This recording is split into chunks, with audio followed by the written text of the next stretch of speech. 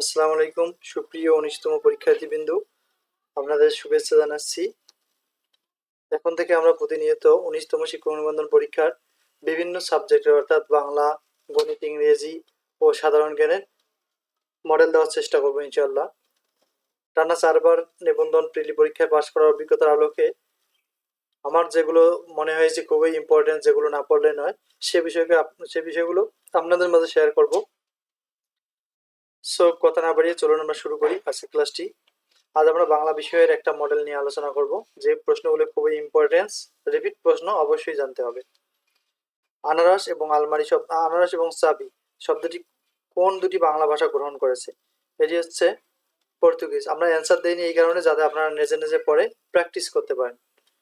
আমি বলার আগে আপনারা অ্যান্সারগুলো নিজে নিজে বলার চেষ্টা করবেন, তাহলে আপনাদের মোটামুটি প্র্যাকটিস হবে। নিচের কোনটি শুদ্ধ বানান? এটি হবে খ নাম্বার, ময় দীর্ঘকার মাঝে যেটা।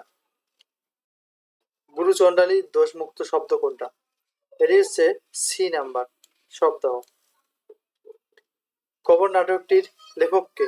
নাটক লিখেছেন কিন্তু মনির চৌধুরী, আর যদি কবর কবিতা আসে তাহলে জসীমউদ্দিন।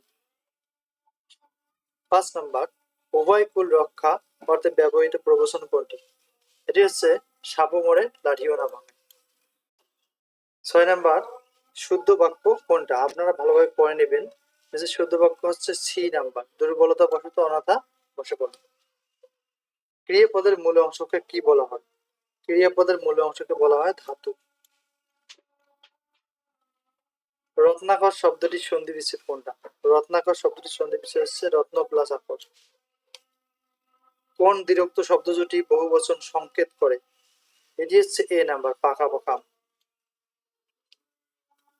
কোন প্রবচন বাক্য ব্যবহারিক দিক হতে সঠিক? এটি হচ্ছে বি নাম্বার, অধিক সন্ন্যাসীতে কারণ। বাংলায় টি.এস. এলিয়টের কবিতার প্রথম অনুবাদক কে? রবীন্দ্রনাথ ঠাকুর। আনসার। অগ্নিবীণা কাব্যগ্রন্থে সংকলিত প্রথম কবিতা কোনটা? এটি হচ্ছে সি নাম্বার, প্রলয় উল্লাস। শেষের কবিতা রবীন্দ্রনাথ রচিত কি? শেষের কবিতা রবীন্দ্রনাথ ঠাকুর রচিত একটি উপন্যাসের নাম। কোন বাক্যে মাথা শব্দটি বুদ্ধি অর্থে ব্যবহৃত হয়েছে? মাথা খাটিয়ে কাজ করো বা কাজ করবে। কোন শব্দে বিদেশি উপসর্গ ব্যবহৃত হয়েছে? নিমরাজি, ডি নাম্বার।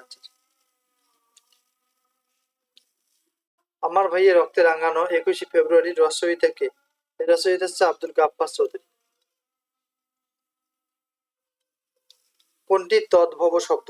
এটি হচ্ছে চাঁদ, যেটি চন্দ্র তৎসম থেকে উদ্ভূত। বাংলায় কোরআন শরীফের প্রথম অনুবাদক কে ছিলেন? এটি হচ্ছে গিরিশচন্দ্র সেন, বি নাম্বার। বৈরাগ্য সাধনে সে আমার নয় শূন্যস্থানে কোনটি বসবে? বৈরাগ্য সাধনে কি আমার নয়, সেটি হচ্ছে মুক্তি, খ নাম্বার, বি নাম্বার। সমাস ভাষাকে কি করে? এ নাম্বার কারেক্ট আনসার, সংক্ষেপ করে। সূর্য এর প্রতিশব্দ কোনটা? সূর্য এর প্রতিশব্দ হচ্ছে আদিত্য। অর্ধচন্দ্র এর অর্থ কি? অর্ধচন্দ্র অর্থ হচ্ছে গলা ধাক্কা দেয়া। কোনটি শুদ্ধ? অর্থাৎ নিচের বানানগুলোর মধ্যে কোনটি শুদ্ধ? এটি শুদ্ধ হচ্ছে ডি নাম্বার, সৌজন্য। বেগম রোকেয়ার রচনা কোনটা? নিচের কোনটি বেগম রোকেয়ার রচনা? অবরোধবাসী। বাংলা গীতি কবিতার ভোরের পাখি বলা হয় কাকে? ভোরের পাখি বলা হয় বিহারীলাল চক্রবর্তীকে।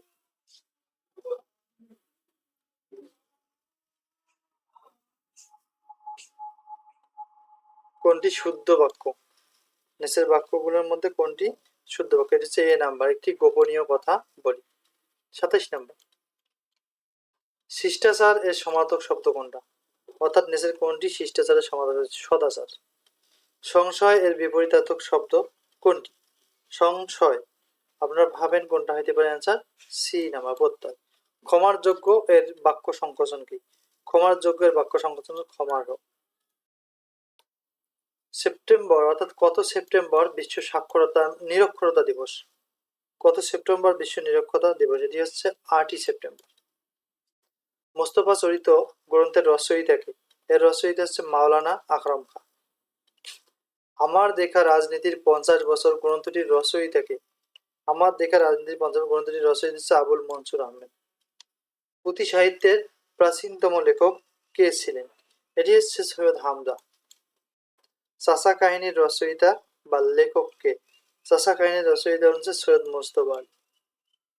বিভক্তিযুক্ত শব্দ ও ধাতুকে কি বলা হয়? বিভক্তিযুক্ত শব্দ ও ধাতুকে বলা হয় পদ, অর্থাৎ C number correct answer. Rajlakshmi চরিত্রের স্রষ্টা ঔপন্যাসিক কে? এটি হচ্ছে B number Sharatchandra Chattopadhyay. Thank you for watching this video. এভাবে আমরা বিভিন্ন সাবজেক্টের মডেল নিয়ে আসবো। যদি ভালো লাগে এভাবে প্র্যাকটিস করতে, প্লিজ অবশ্যই সাবস্ক্রাইব করবেন এবং ভিডিওটি শেয়ার করে দেবেন যাতে অন্যরাও যাতে দেখতে পারে। ভালো একটা প্রিপারেশনের জন্য আপনারা চ্যানেলটি সাবস্ক্রাইব করে রাখতে পারেন। আপনারা জানেন যে আমি টানা 4বার প্রিলি পরীক্ষায় উত্তীর্ণ হয়েছি। এর অভিজ্ঞতার আলোকে কোন প্রশ্নগুলো ইম্পর্টেন্স আপনাদের জন্য সেগুলো আপনাদের কাছে নিয়ে আসার চেষ্টা করব।